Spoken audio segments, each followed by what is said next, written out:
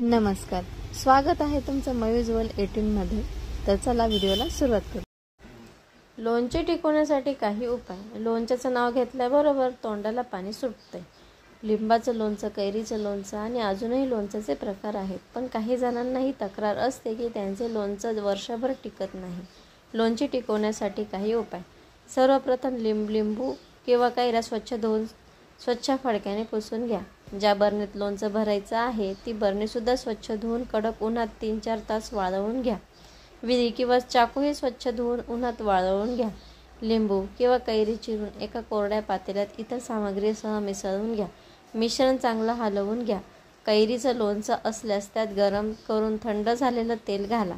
नेहमी लोणच्यावर कमीत कमी 4 इंच तेल हवे व लोणचे 2 ते 3 दिवस आड हलवत राहिले पाहिजे, तर बुरशी लागत नाही। आता पावभाजीसाठी आपण काही टिप्स बघणार आहोत।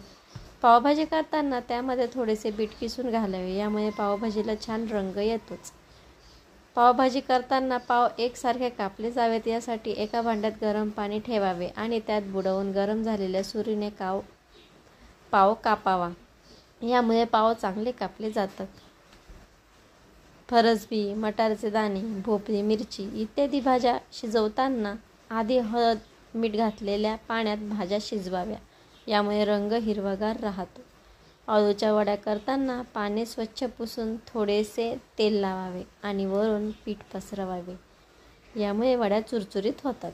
लाल भोपळा, कलिंगड, खरबूज यांच्या बिया कडक उन्हात वाळवाव्यात, नंतर सोलून साठवून ठेवाव्यात।